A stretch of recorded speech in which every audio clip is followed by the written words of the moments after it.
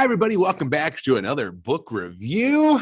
Bianca Nieves y Los Siete Toritos. So here we go. Bullfighting is a dangerous sport, and there is nothing more menacing than facing a raging bull in the middle of the ring. All eyes are on the great torero, El Juli, as he faces off against the most ferocious bull in the land. But nobody, aside from his daughter Bianca, seems to notice that his greatest threat walks on two legs, not four. In her attempt to warn and save her father, Bianca soon realizes that fighting an angry bull is much safer than battling greed and deception. Written by Carrie Toth from Illinois. Fluency matters. So I know this book's been out for a while, and I just got done reading it in my silent sustained reading time. Read it in 2 days, 3 days, something like that. Yeah, so it was pretty good book. 150 unique words in Spanish. It contains manageable number of high frequency words and numerous cognates. Okay, and so. Okay, so anyways, we have 10 chapters. How many pages is this book? It is 57 pages. And what else? Everything's in the past tense, by the way. And I'm trying to give you a sense of everything's in the past tense. All the dialogue, a lot of dialogue in this book, and it's in third person. Okay, Marcos tenía 16 años y cuidaba a los toros en un rancho enorme. So it's about this girl named Bianca, and her father is a bullfighter, okay, in Spain.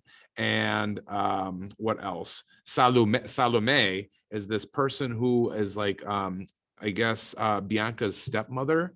Or it's like they have a relationship, Salome and Bianca's father. And so basically, I don't want to spoil it for you, but basically, I don't want to spoil it. I'm not going to. So everything's in, dijo, all right, and a lot of imperfect subjunctive in here, by the way, and so, there's quite a bit of that in here. The direct object pronouns in here, the imperfect past, the preterite past. Nothing's really in the present tense. Well, except for when it's dialogue. Marcos lo está buscando, pero te necesita. Marcos is looking for him, but he needs you. So that's in there. What else? Yeah.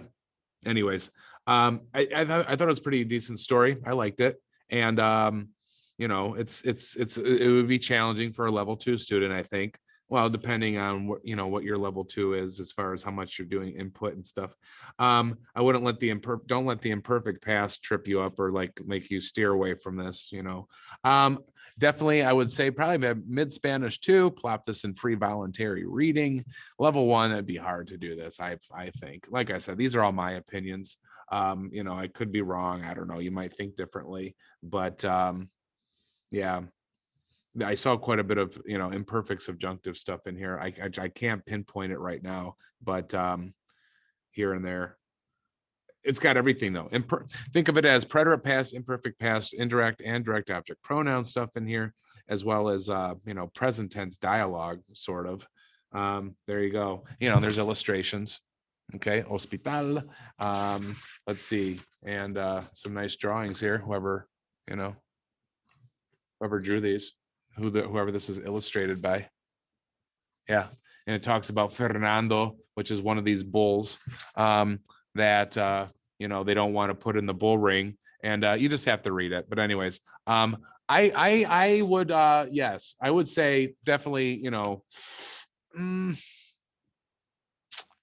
don't know, maybe at the beginning of Spanish 3 as a class set. You might be pushing at the end of Spanish 2, and I don't think so. Like I said, your students and what you're covering in your classes, but with me knowing what I have to do and present my classes and stuff, textbook curriculum and things like that, I would be a little hesitant on giving my kids a class, doing a class set of this in Spanish 2. Maybe at the end of the school year, though. I think so. Yeah, maybe the last month and a half. But you can still plop it in silent sustained reading, in second semester. for Spanish too. All right, so hopefully that helps. I like the story; it's very interesting, so I give it a thumbs up. All right, so there you go. Maybe you read this too. If not, yeah, I would suggest it. All right, that's it. Adios. I'm sorry. Happy second language acquisition and input and interaction to us all.